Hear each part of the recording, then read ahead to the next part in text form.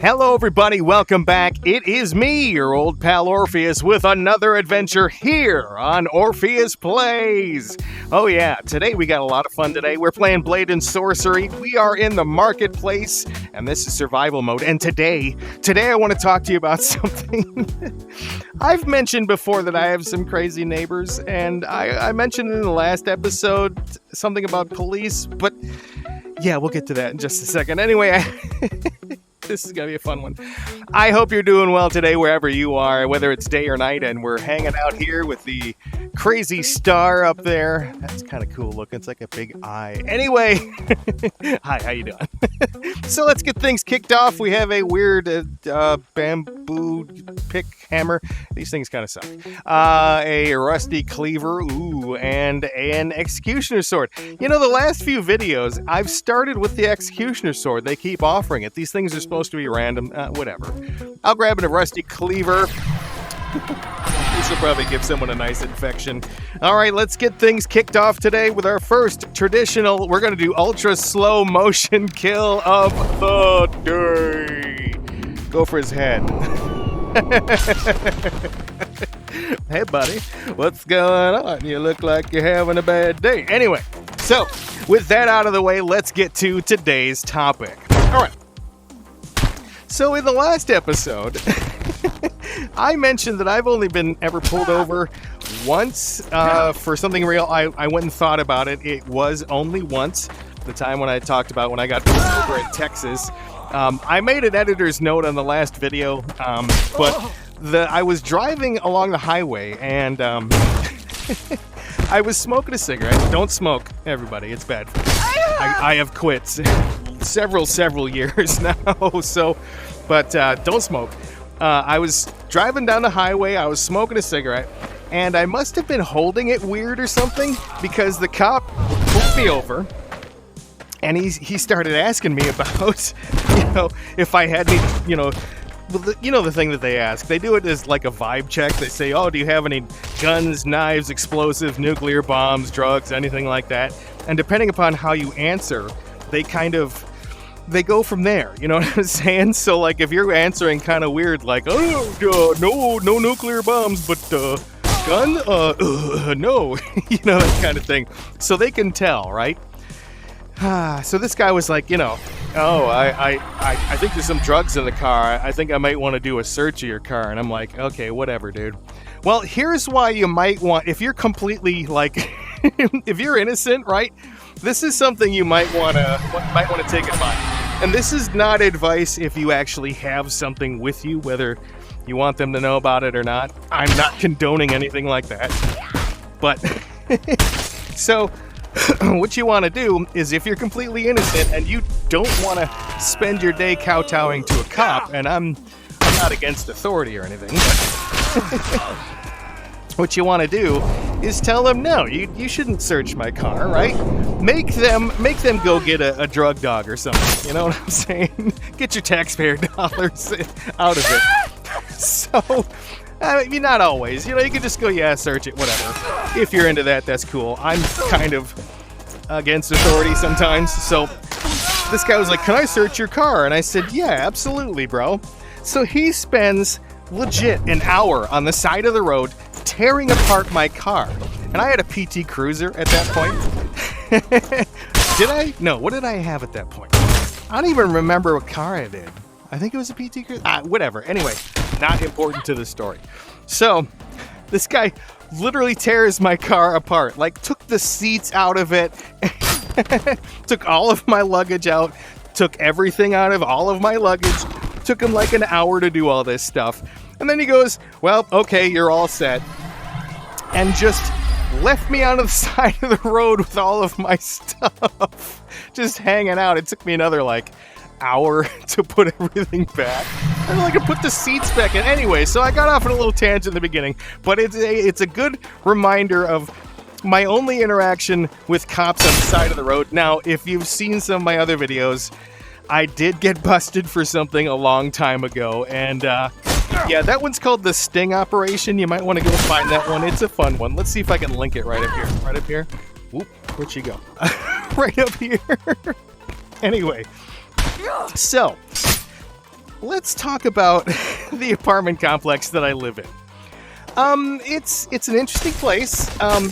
We've been in this, Mrs. Orpheus and I have been in the same place for the entire time that we've been in this town, like 14 years, something like that.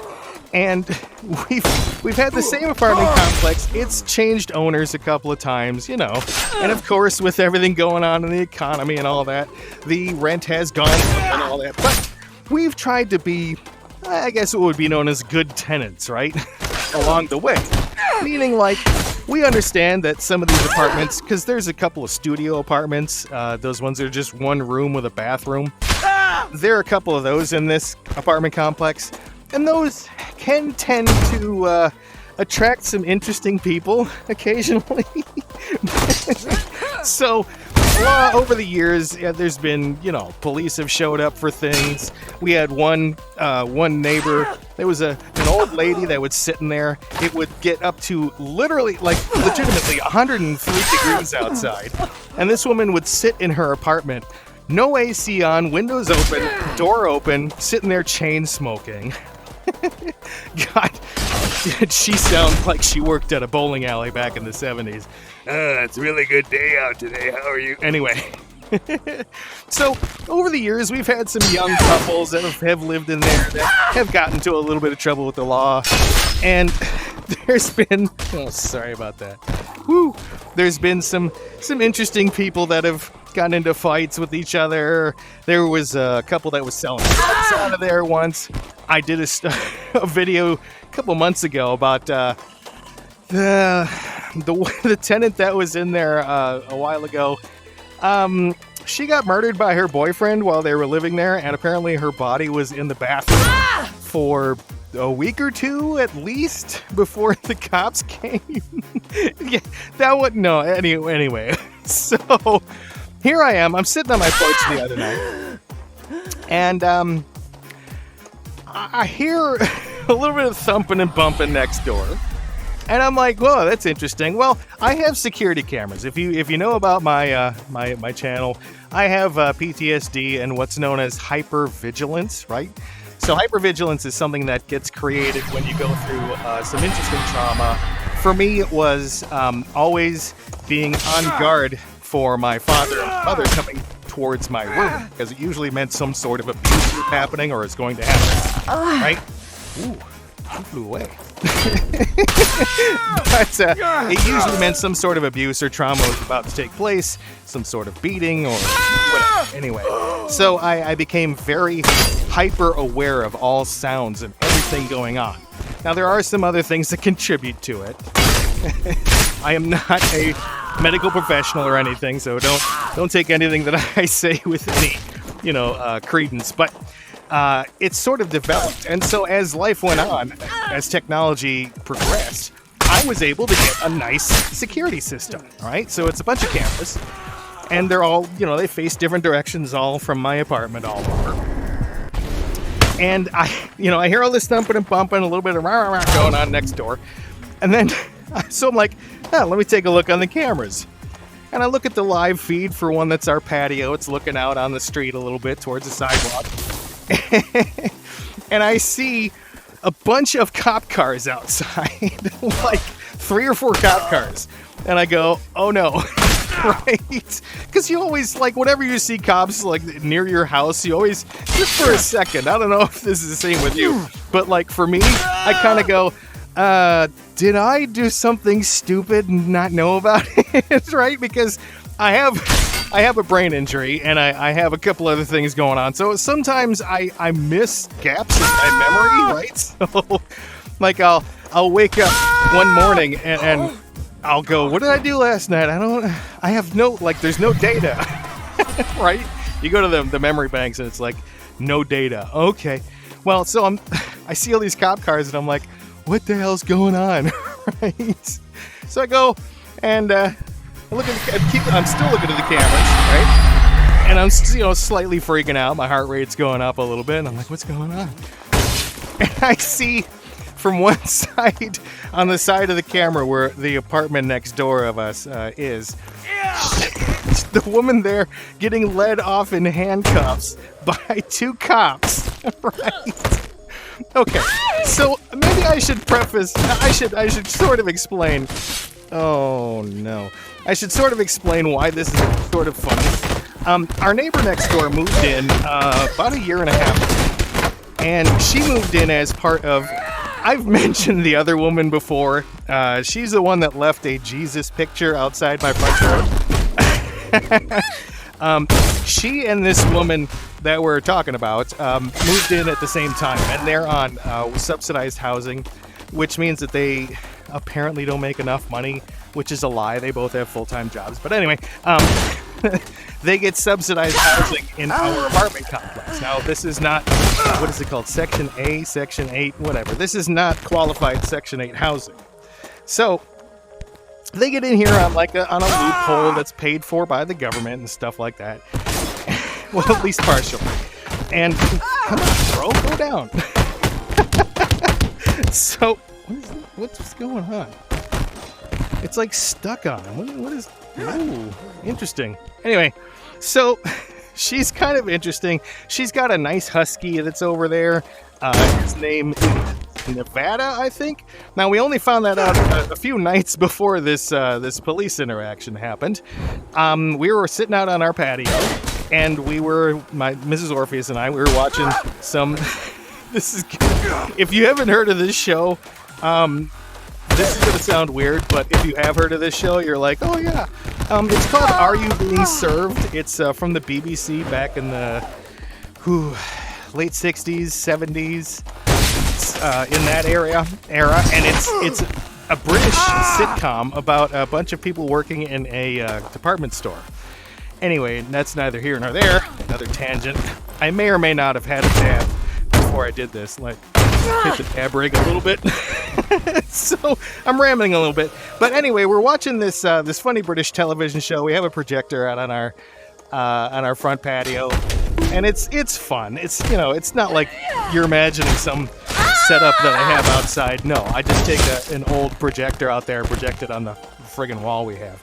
Anyway, so the other night we're sitting out there, and suddenly her husky pops up. And it pops up on the wall. There's a little divider wall that's like 3 feet high, and he pops up on there, and he's looking at us, and he's just kind of wagging his tail, and we're like, "Oh, hello, how you doing?" You know the dog talk thing, right? You're like, "Oh, hello, puppy," that kind of thing. And so we go over. My wife pets him a little bit, and he's all happy, and then we hear the neighbor lady next door. "Oh, his name's Nevada." And we're like, "Oh, okay, well, so she was there. We didn't know that." She was really nice. We had a small chat. And then the next day, she promptly put up a bunch of plants on that divider wall so her husky couldn't jump up anymore, and we couldn't see it or interact with it. Now, if you're thinking like, well, maybe the husky liked to jump. No, like I said, she's been there a year and a half. This was really the first interaction that we had in context of her dog, you know what I mean? Like her dog being in the equation, and she suddenly just decided that she was gonna restrict access. It was for no reason. It was just the weirdest thing. Anyway, so she's already a little odd. She has people over all the time that are not the sort of people you probably want near your house. Like, they look like criminals. And what does a criminal look like? Look, you know what I'm talking about. Anyway, so she has a lot of them over. So back to the point. Hear all this banging and slamming. She gets taken off in cuffs. And I'm like, oh, that's interesting. That's interesting. Maybe something bad happened. I wonder what, and like my newsman kicks in, and I'm trying to figure out how I can look into it. I've got, a police scanner in my home, so maybe I can dial that in. And as I'm walking towards the kitchen, there's a knock on my door, and I'm like, oh God, what is going on? So I look at my camera for the front door as I'm standing in my kitchen, and I see a cop. And a cop is standing there, and he's looking annoyed. He honestly looked a little peeved. And so I go to the door, and again, you're like, did I do something wrong? Is this connected with what's going on, right? I mean, obviously it is, right? So I open the door, and I'm like, hey, how can I help you? And he's like, hey, I'm Officer blah, blah, blah, right? And he says, there was a little thing that happened next door. Can you do me a favor? I see you have cameras. And I'm like, oh, God. Because anytime that you have to deal with the cops like that, you know there's going to be homework, essentially. And there was. He goes, so I noticed you have the cameras. Do you have a record of this certain time of the night? And I said, I should, right? You know, I said, one of my cameras faces this way, doesn't have audio. I said, the other one does. And I said, yeah, you know, that's fine. We can take a look.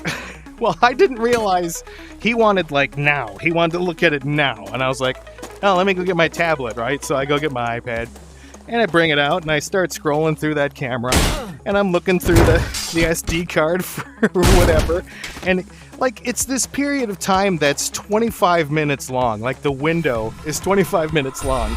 And he's like, you know, it would have happened somewhere between this time and this time. And he's just staring at me like he wants me to scrub through 20 minutes of time on this camera while he's standing there. And I'm like, hold on. Let me go see if I can figure out something real quick.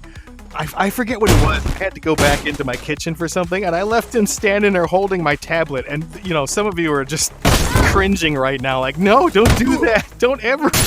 Again, I don't have anything to hide, so I don't care. I don't have any news or anything on my iPad. Whoop, there you go, babe. I don't have any compromising photos or anything on there, so I left him, you know, standing there. And he, you know, I come back and he goes, so what you want to do is I'll give you my business card, and if you could just spend a few days going through those cameras to see if you had anything like that. I said, well, here's what it is. It doesn't actually face their patio. And he looks, he goes, oh, okay. He says, you know, do they record the audio? I said, yeah. He says, do you mind going through and doing that and emailing it to me? And I go, I mean, I guess, right? Uh-oh, what's going on? What is happening? Did the game crash? Oh my gosh, you get to see behind the scenes here. Oh my gosh, what is happening? Oh boy, oh boy. It appears as if Steam VR has crashed. Hold on a second. All right, we'll have to come back to this. One sec. All right. We're back. Yeah, that was a hard crash. I had to restart everything. Anyway, so where was I? Okay, so he's standing there. He says, you know, can you scrub through all the audio for me in the next few days and get back with me? And I'm like, oh, God, this is really going to suck. So, of course, I'm a house husband, and it was later at night, and I have nothing to do except make wonderful content for y'all and go ahead and live my life. And so I'm like, oh, what the heck? I start going through the audio for one of my cameras, right? Hey, dude. I start going through the audio for one of my cameras, the one that has the best sound on it. And I go, huh. I start hearing at a certain time, because this cop told me, that it was the 911 call, and yes, there was a 911 call, came in at this certain time. And he says, you know, can you look around that time, maybe 20 minutes beforehand, all the way up? And I'm like, oh my God. So I'm sitting there, he's left. I've got his business card with his email address. And I'm like, okay. And I start going through it. And then I hear just a couple minutes before that 911 call apparently went through, over there I hear yelling and screaming, and I hear people fighting over there, and I can't believe it, man, I'm gonna do it. And I'm like, oh my God. So I get this clip recorded, I email it off, and I write up an email that says, you know, Officer Blank, here you go. I got the audio for you, and there it is. And I attach it, and I go to send it, and it goes, attachment too large. Would you like to compress? And I'm like, oh God, okay.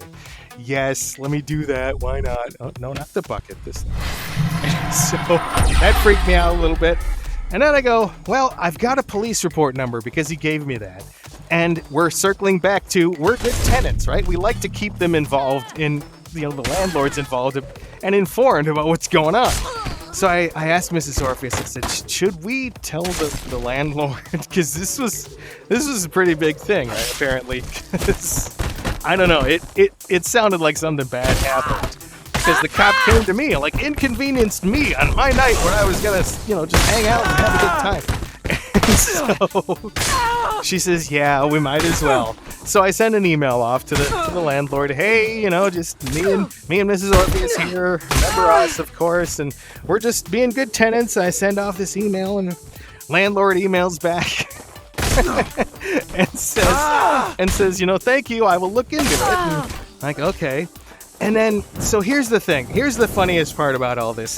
The cop's standing there at my door, and we're talking, and this cop's a little bit shorter than me, which is actually a little bit funny because I'm already 5'6", and I was looking down at this guy, like looking.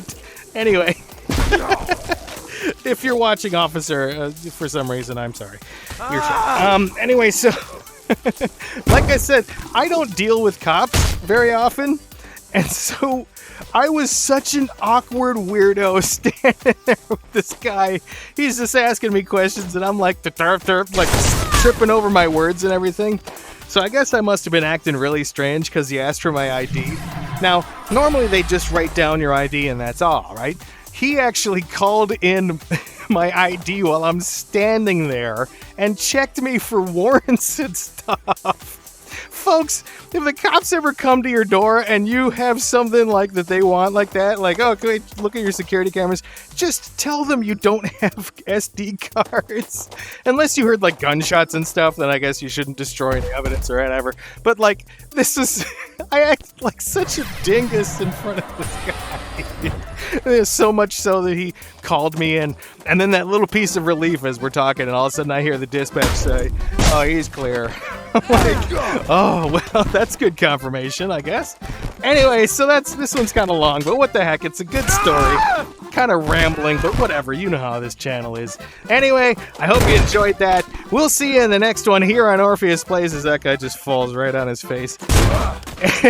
So be good, do good, and treat yourself well, because you deserve it. And we'll see you next time here on Orpheus Plays.